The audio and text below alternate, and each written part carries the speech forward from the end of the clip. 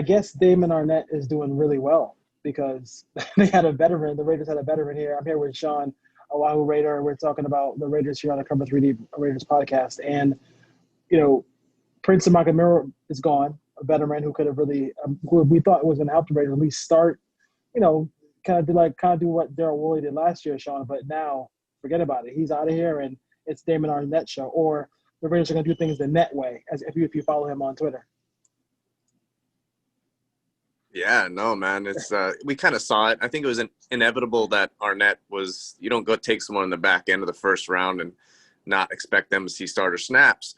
But Prince just being shuffled right out of there not only speaks just for Arnett, but the group as a whole, right? You can't just think, oh, that's just saying good things for Arnett. No, it's saying that if Arnett isn't good, that Keeson Nixon, guys like that. I mean, Isaiah Johnson, who they really liked last year, who was injured. I mean, you just look at the DB group as a whole. They're fast, they're young, they're physical, they have a lot of alpha mentalities.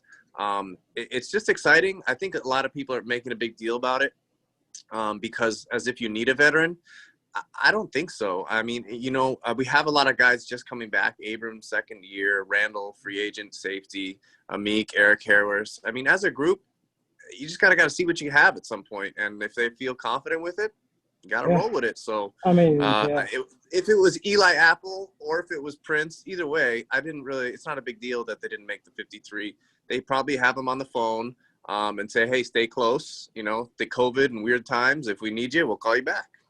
Yeah, they'll know the system. They'll be good to go if they have to come back. But right now, I think it makes a lot of sense to go ahead and go with the young guys. The young guys are, that's why they were brought in to start right away. You take a first rounder, so he starts right away.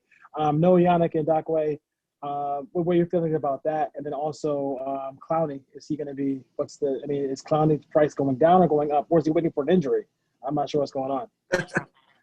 Ngakwe, I mean, what he got dealt for was very fair. Of course, he's got to get paid and those things. So that's what you have to look at there. But the Vikings, they've taken care of the defensive side of the ball for a while. They do put a high value on those type of players. They need to in that division. So a good landing spot for him, sensible.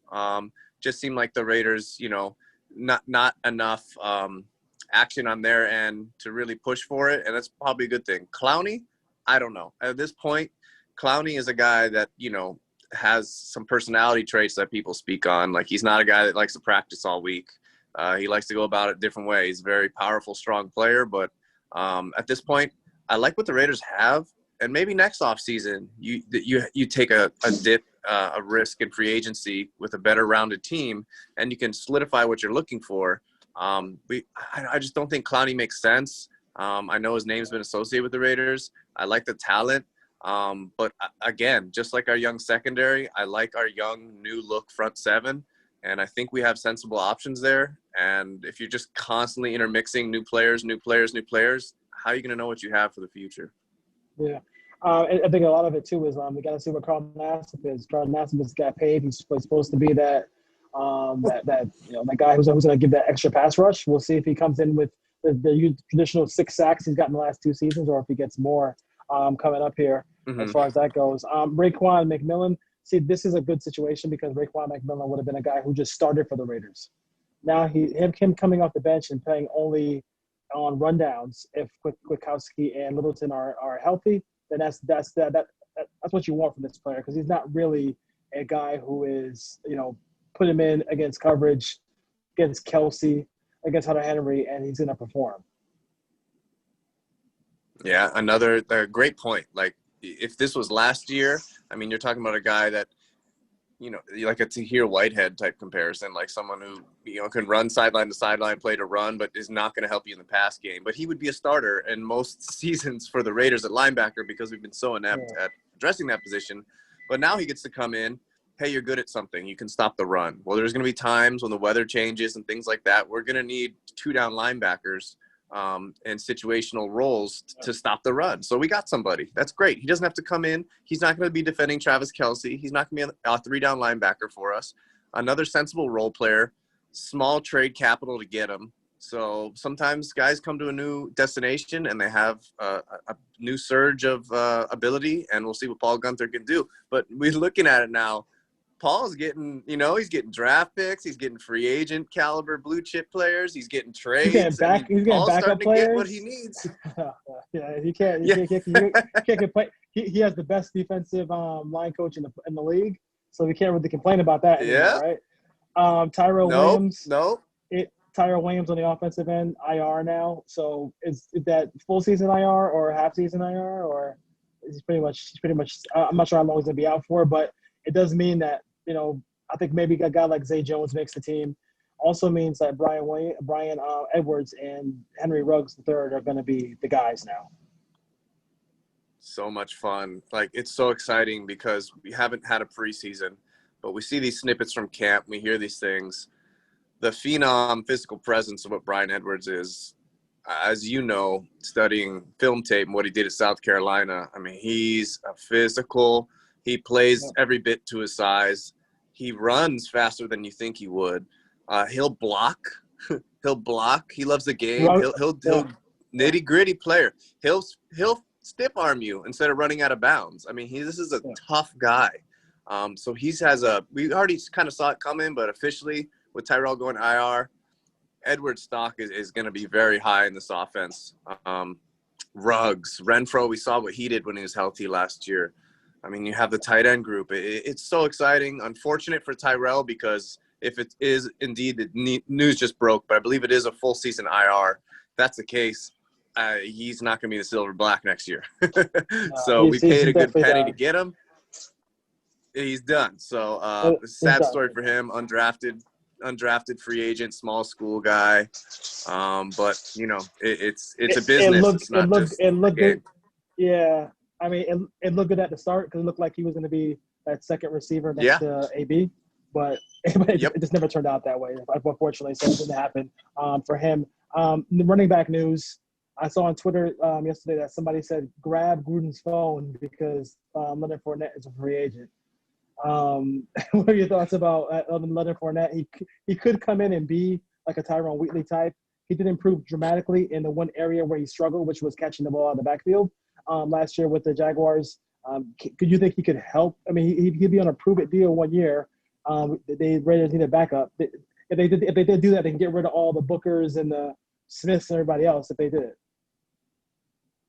Yeah, I mean, I'd be down to get rid of Booker and Smith for Fournette. I don't know if it makes a ton of sense. I mean, he is like that Zach Crockett, Tyrone Wheatley mold. Which is great to have, but I just don't want to take away from anything that's already working in the offense. And Josh Jacobs, by all accounts, is a guy who I think will have a shot in one of these seasons to break 2,000 yards on the ground. I think he's that talented running between the tackles and outside. Does Fournette help?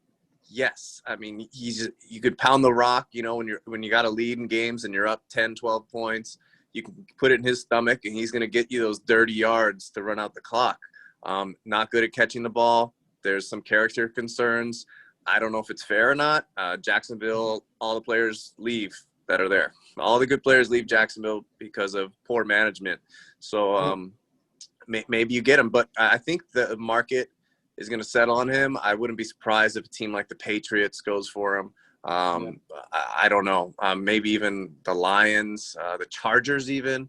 So I just hope he doesn't end up in our division against us. Yeah, like I was saying to somebody else, I was like, hey, like I was hoping that if you look, I was looking through the Jags roster. I was like, you guys doing a full wholesale changes?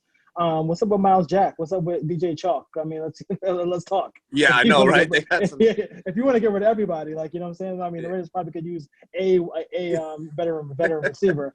Alvin Kamara is sitting out. He wants to get a new contract. It's, maybe last year when he got hurt. I know it doesn't – it affects the Raiders to a certain degree because they play him second game of the year.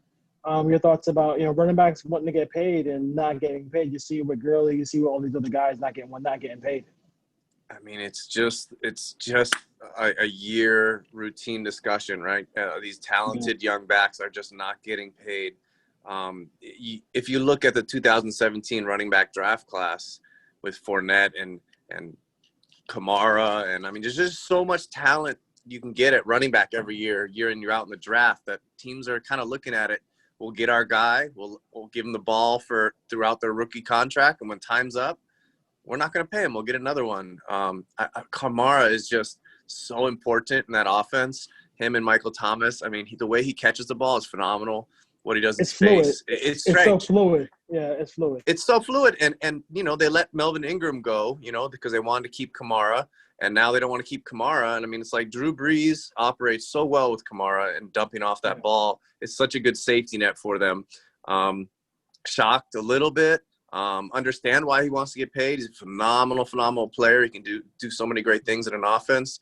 But I mean, the league starts less than 2 weeks now. I mean, who's in that dire need to go out and pay him? So if he's going to sit out, he's going to sit out. The Saints may have to.